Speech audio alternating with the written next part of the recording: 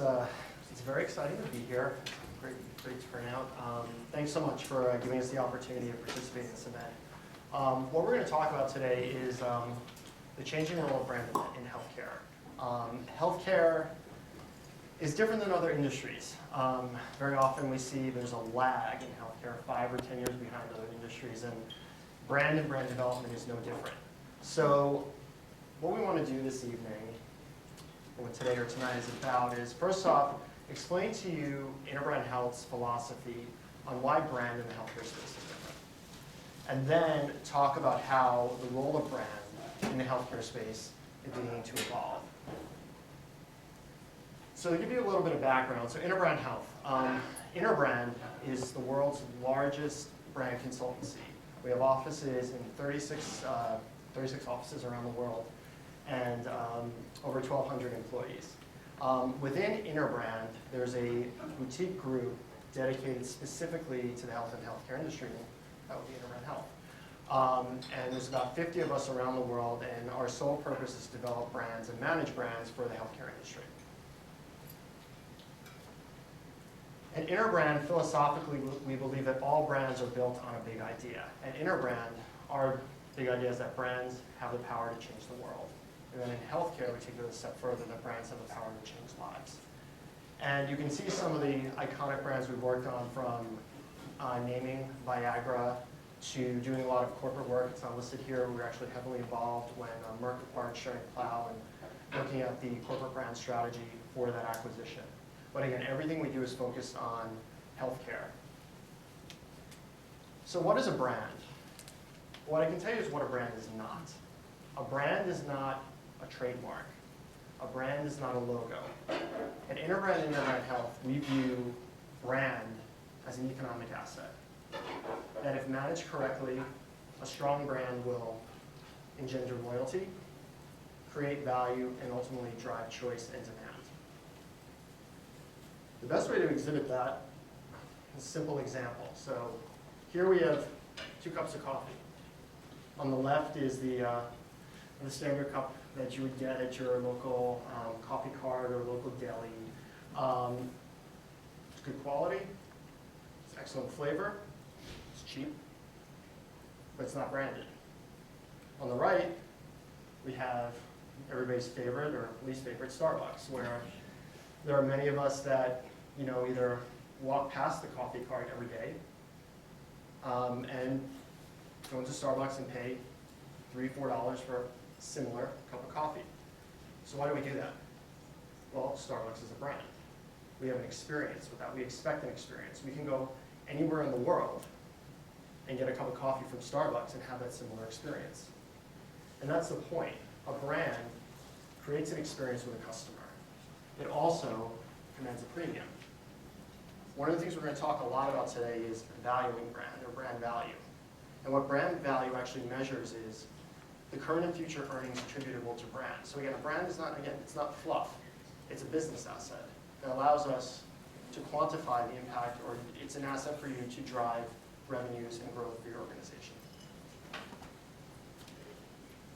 And at Interbrand, one of the things we've done is we've actually pioneered a methodology to measure brand value.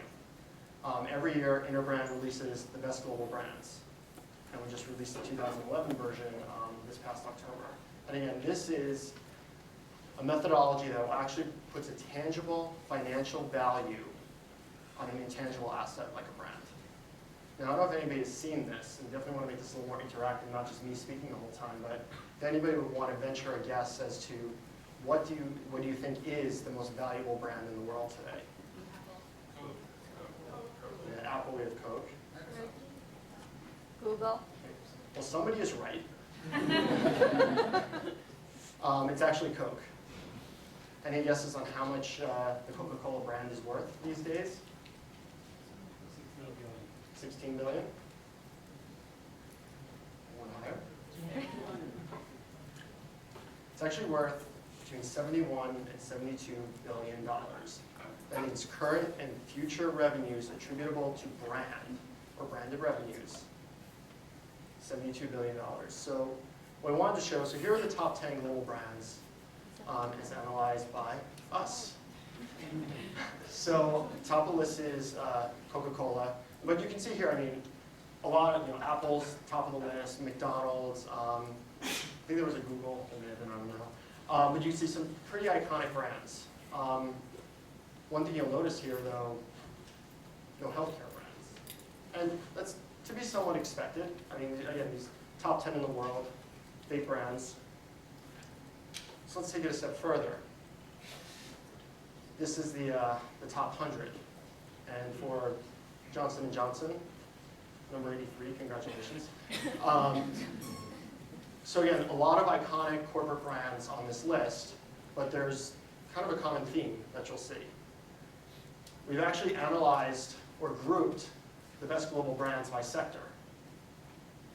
Financial services, holding on by a thread at the top. But again, you can see there's electronics, automotive, all the way down the list, energy, sporting goods. But I mean, to cut to the punchline, traditional healthcare and pharma brands, 0. So what's the dynamic there? Why is this the case? Well, we've studied this, and what we've found is that historically, the role of brand in the healthcare space has been way down here with chemicals. And again, role of brand, the amount of earnings that are driven by branded revenue. It makes sense when you think about perfumes, luxury goods, role of brand is quite high. That drives a purchase decision. Think about the equities or the associations with Tiffany's. When you're looking to get engaged and your significant other sees that blue box. Brand drives that choice. We're not there yet in healthcare.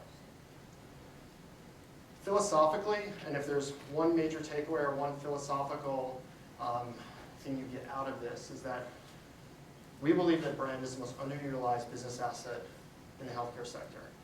That this is a missed opportunity for the industry. That they're leaving revenues, demand on the table. Ultimately, what we believe is that there's an opportunity to redefine the role of brand in healthcare. And you can see that illustrated here. So again, there's an opportunity for brand to play a bigger role in driving purchase decisions. What we're going to do tonight is talk about that a little bit. So let me pose another question, because I know we have a mix of people in the audience here. So why do you think brand is different in our industry? What about brand is different? Sure. Science-based, and it's marketed primarily to doctors. Okay. Any others? And the consumer doesn't always choose the brand. Terrific. Quick question. When you say healthcare, what is your definition of healthcare? You're talking about pharmaceuticals, or are you including hospitals? You see a lot of in the firms that are marketing to the pharmaceutical industry. You differentiate healthcare meaning basically care providers versus life sciences, which they're targeting as pharmaceuticals. It's a great question. This evening's conversation will focus primarily on pharma, but we believe the role of brand actually across the health and life sciences industry is underleveraged.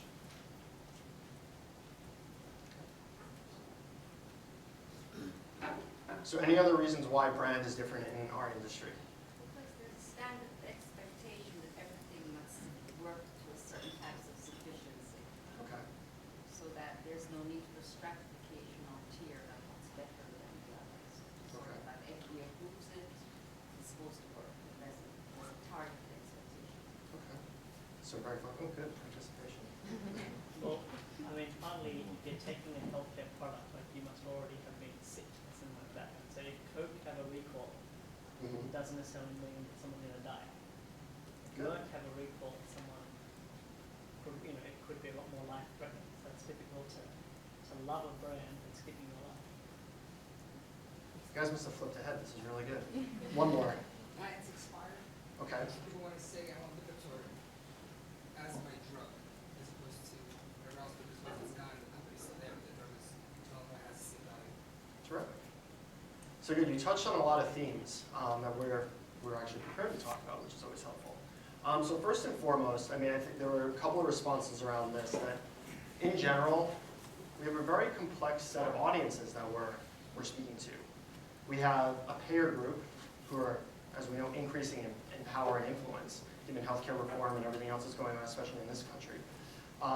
They're incentivized to drive down costs and also demonstrate value. We have physicians who are, I can tell you, don't like being told what to prescribe by the payers and have their prescribing decisions influenced by that, as well as having a number of different options to choose from. And then you have the consumers, which I forget who said it, but yeah, it's not too exciting to go to your doctor and get a script for your Lipitor or anything like that. I mean, we're selling to consumers things that they don't necessarily want. It's not like the excitement of going to buy a new car or television. So it's a very different purchase dynamic. Another reason, and to just take a quick deviation here, is the brand model itself. So here are just 4 brand architecture models that just in general companies can pursue when organizing their brands. So the first is the freestanding model. This is again where the product or service stands on its own. This is the P&G or Unilever model. The endorsed and overbrand model, this is where the corporate brand provides some level of endorsement, or again, is in the overbrand model, sits kind of side by side with the product brand. And then the master brand, this is where there's one brand to identify all products and services. So this would be the GE model, this would be Virgin, things like that. So historically, pharma has adopted a freestanding product model. And there are a couple of reasons for that. Number one, risk mitigation. There was a desire that if one of your products failed or there was a recall or things like that, we want to separate that from our corporate brand. The second is just in terms of audience expectations. For a very long time, efficacy and safety were good messages, very functional messages. That was all that was needed to sell a product. That's evolving.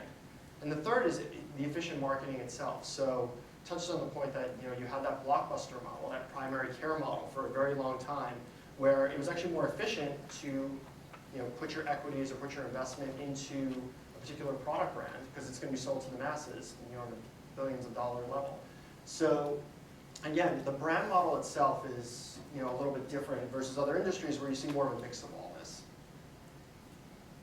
And then the third, which was slightly touched on, and of course there are others, but for the purpose of everybody's sanity, we focused on 3. Regulations. So regulations impact brand building and promotional efforts, from what you can call your drug name, and what it says, to fair balance in television ads in the United States, or fair balance if you want to do or list a banner ad online. I mean, these are all considerations that we as an industry need to factor in that other industries don't necessarily need to deal with. So the next question here is, what's actually changing in the health and life sciences industry? What's different? Or what's happening? What are the trends? You touched on the primary care model isn't really effective as much going forward, so that there's now specialty is the model, and you need to have more of a robust interaction with fewer people. Okay. Sure. Generics? Generics are entering the market. Okay, great. Two things. On the political end, there are Healthcare Reform Act is going to change healthcare, and I think that subsequently will drive us to consider wellness and prevention more now than the curative method. Okay. States are getting tighter on the spend, for each physician. Massachusetts, great example. Plus, the Sunshine Act, which is now coming up, is going to have a huge impact on it. Good. All right, one more. More costs is being shifted to the consumer, the patient. Good. Absolutely. All great points. So one of the things, you touch on some of these. I mean, one of the big things, at least from the pharma side, is that we're continually challenged by a slew of reorganizations, both internally and externally. So there's been a huge amount of M&A activity, reorganization, things like that, from Merck acquiring Schering-Plough, Pfizer and Wyeth, Roche Genentech. I mean, a host of big mergers or acquisitions that have taken place. And change is the norm. I mean, the business model itself is changing. I mean, looking specifically, at pharma. I mean, there's diversification, we're increasing scale and reach on a global basis or a geographic basis. There's a focus on productivity. I mean, a really big one is the efficiency, managing scale, relying on cost cutting, and making more efficient, making organizations more lean and flexible. I mean, we've seen a great deal of layoffs in the pharmaceutical industry. Integration, the portfolio, this is the whole, again, the blockbuster model, the drug development model is actually shifting and changing. And then I think the point was made, the customer focus or orientation, aligning business less about the products, more around the customer. I mean, this is how the industry is continuing to evolve. The other big one is that, and it was touched on, blockbusters are falling off the patent cliff and fewer follow-ups are coming. So these are all products that are going to be losing exclusivity either by the end of this year or early next. And those combined with others, I mean, you're talking about $250 billion in lost sales. And I think the big thing here is, again, there are not a lot of follow-ups that are coming behind it. So as we know, Lipitor is actually going off patent in the end of this month.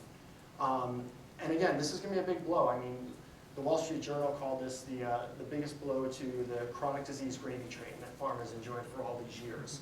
And now that we see, saturated markets in cholesterol, depression, and hypertension or anti-hypertension, I mean, these were big, booming areas for pharma for a very long time. And now the FDA is commanding a lot more differentiation to move into these categories. Physicians are demanding more. Because again, there's that generic equivalent that's out there, and how do you demonstrate a huge perceived benefit for that additional value? So this is a major market dynamic the industry is going to be dealing with. And because of that, one of the other things we're starting to see is that drug development is changing and focusing on niche markets. So here, this is an example. I mean, Pfizer's Future, the niche blockbuster, we actually worked very closely with them to work on the brand for a new lung cancer therapy called Xalkori. But more and more companies, as personalized medicine becomes more and more critical, the development of oncology grows and expands. This is the direction the industry is going in. So what that means is instead of targeting the masses with your Lipitor or blockbuster product, these are very targeted therapies to a very specific patient audience. That'll have an impact on how you ultimately market your products and brand, and the impact on the brand model itself. Another key trend are that patients are becoming more engaged and well-informed in their care. We have a more educated consumer, and we know in chronic disease states, advocacy groups, things like that, the patient cares more about their care and is becoming a bigger influencer in these areas. I mean, we talk a lot about patient opinion leaders now. Patients have a great deal of influence, just like a key opinion leader in the drug development timeline or program. And then this is not necessarily specific to our industry, but again, emerging markets are driving growth. The major growth is not going to come from the United States, it's not going to come from Europe or other established markets. The industry is now focusing on how do we get an impact or make an impact in emerging markets. So what does this ultimately mean for our brand model? Well, a couple things. We talked about, or I talked about at the start of this, that historically, or the brand, is not a trademark. Brand is not a logo. The industry has historically used brands solely as a promotional tool. And you can see here, brand is an extension of marketing. We figure out our business strategy, all the different disciplines follow. We develop our brand strategy, and it's a communication tool. Given these market dynamics, our philosophy at Interbrand Health is that this thinking needs to evolve, and that your brand strategy is an organizing principle to drive the overall business strategy that influences all of your business function, whether it's marketing, sales, internal factors, how your employees behave, how they engage with customers. This is a major, major shift that we believe is necessary to succeed, given these market conditions. The other key piece is that it's really time to challenge that traditional brand model, where again, we talked about it was primarily a product-based model. Now we're looking towards a model where the corporate brand and the product brands interplay with one another. And if you think about some of those factors that we talked about, so the reason we focus on a product-based model, risk mitigation, well, the explosion of information, there's no hiding the corporate brand anymore. I mean, Merck took a hit when Vioxx was recalled, so that's a fallacy at this point. There's no way to hide the corporate brand. Customer expectations, well, the marketplace is more educated. They're more choice empowered. They're more involved in their care. Efficacy and safety on its own are not going to cut it. When you think about other industries, issues like, or factors like corporate reputation can play a critical role in driving choice, having more of an experience with the customer, offering more services versus pushing product. And the third, target market efficiency. I mean, again, if you're marketing Lipitor to the masses, you can invest in that product. But when you're dealing with personalized care that hit a very small percentage of the population, there are greater efficiencies in elevating the brand story to a higher level, whether it's in a franchise. And I can tell you in the oncology space, product franchises have become almost table stakes. Pfizer's doing it, in the oncology group, GSK is doing it. It's elevating that discussion. So our point of view is that increasing visibility in the role of corporate value in our offerings is critical. So before, again, we had a very product-oriented value offering where products were really the key external piece, but there was a low relevance of other corporate attributes that other industries would typically emphasize. Where we believe it's actually moving is to more of a solutions-oriented value offering, where again, there's an interplay between the role of the product brand and the corporate brand. And I think it's kind of hard to see, but there were some things written there. Yeah. That's how things go sometimes. But again, the point here is to create more of an experience with the customers. It's not about just pushing products. It's about how do you engage with physicians, providers, or payers, as well as patients. And then the other key piece, or a very key dynamic, is the growth of the emerging markets. There are some statistics on this slide where you can see, I hope you can see it in the back, that the Data Monitor predicts that the 2012 market size for in the United States, North America is about 150 billion. Over here we have Europe and other established markets about 130.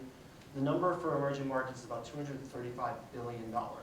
So this is where growth and opportunity is going to come from.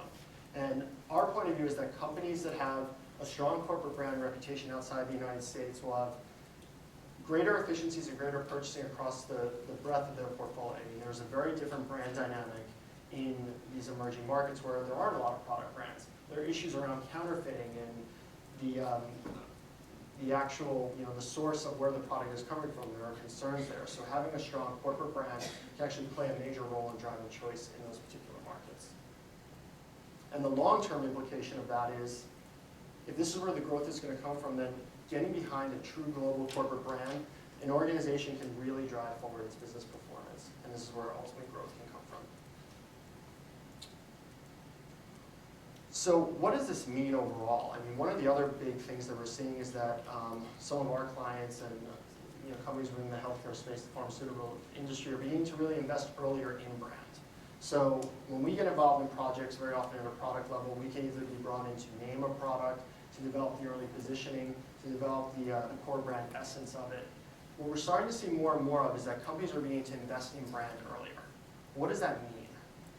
It means that metrics and measurement of return on that brand investment becomes more and more critical. I mean, we know pharma loves numbers, right? So if I'm going to invest all this money in a brand, what bang am I going to get for that buck? So one of the things that actually I've been heavily involved in is bringing some of the thinking from the brand valuation methodology that we talked about earlier this evening to our group and to the healthcare industry, and just begin really tracking and measuring the role of brand, whether it's in a particular therapeutic category or wider, and also the strength of brands. Again, the brand's ability to secure ongoing customer demand versus the competition. So this, again, represents a real opportunity in the space to begin really measuring the impact of these changes. So the key takeaways from tonight's conversation, 4 key reasons why brand is crucial to health and life sciences space. So number one, there's a different brand burden. We have complex audiences, we have a different brand model today, and our industry is highly regulated. The landscape is changing. There are a lot of changes that suggest we may need to shift our brand focus and change our brand model. One of the big points, and didn't touch on this too much, but we talked about the empowered consumer. Well, the conversation around your brands is taking place with or without pharma, with or without the healthcare industry anyway. So it's important to get behind it and get in front of it and kind of control or be at least involved in the dialogue. And then ultimately, we see an evolving brand model where it's gonna be less about product brands and more about the interplay between the product brand and ultimately the corporate brand. So what does this mean for all of you? I mean, for those of you students in the audience, I mean, it's a big opportunity. If you're interested in brand, if you understand brand, not a lot of people in the industry, at least today, get it. So that does represent a big opportunity. If you understand brand relationships, brand architecture, I mean, we're doing a ton of work in that area. I mean, the industry doesn't get it, but they need it. They need to understand how to organize the different brands, and there are huge opportunities in that area. So, yeah, I mean, it's a cool time. I mean, it's a cool time. I think we have a really big opportunity to kind of change the dynamic in the space. So that's what I have for you. Thank you so much. I will take questions, but thank you so much.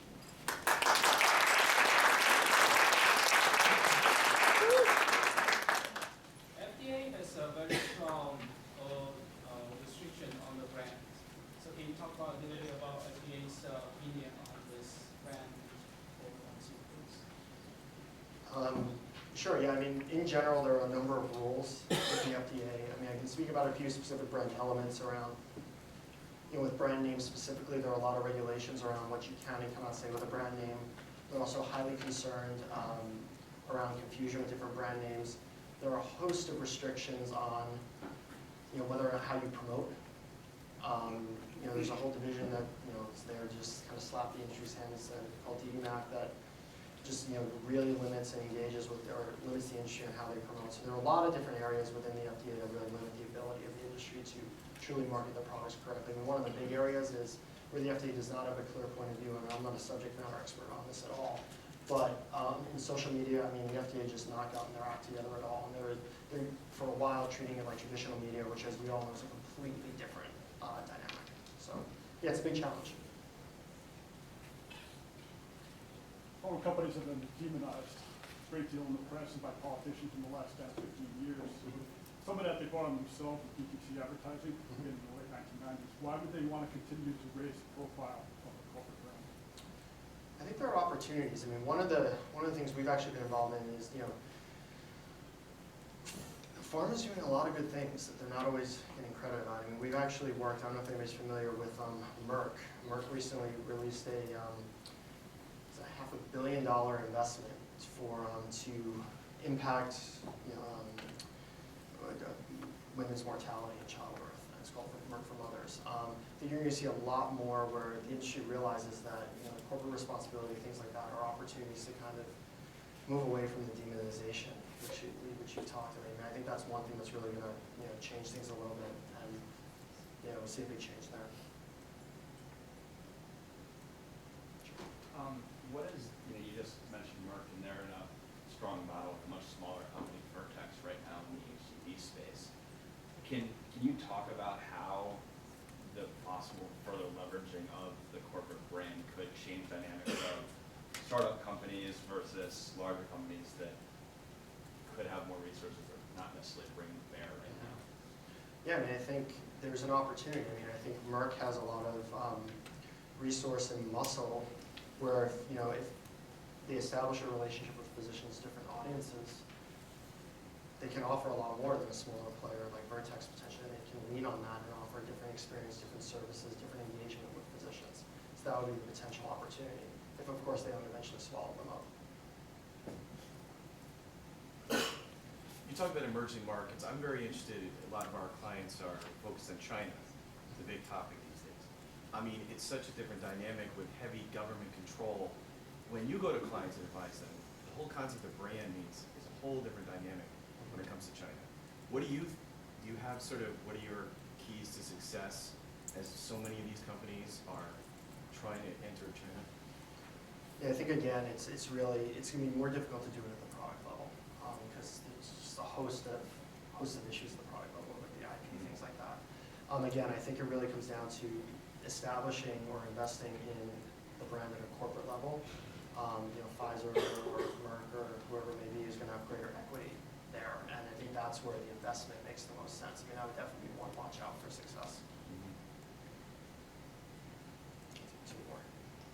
Sure. Yeah, sure. So as compounds are coming off patent, big pharma is moving into branded generics, where essentially it's price competition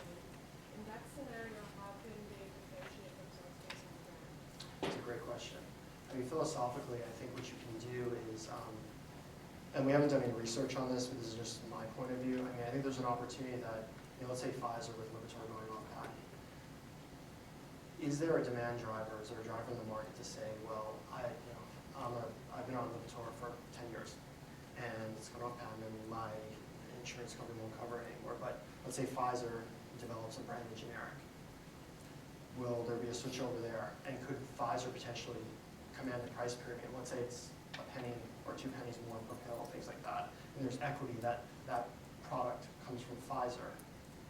Could be a big opportunity. I mean, you would have to figure out the price elasticity and understand if that actually is a driver to say, well, would I rather get my generic Lipitor from Pfizer from, let's say, Ranbaxy, or things like that, and could Pfizer command a price premium? That's something that could potentially be explored. One more. Where- You guys actually participate in like naming of medication or product, and how do you do that? That's a good question. It's actually our legacy business. So we started out as a naming company. It's more involved than you think. That's all I'll say. It's not a back of the napkin type thing. But no, the FDA does a lot of. Actually, FDA and global regulatory bodies really examine the confusability of names and things like that. So there's a lot of. It's a very involved process. Thank you so much. It's a lot of fun.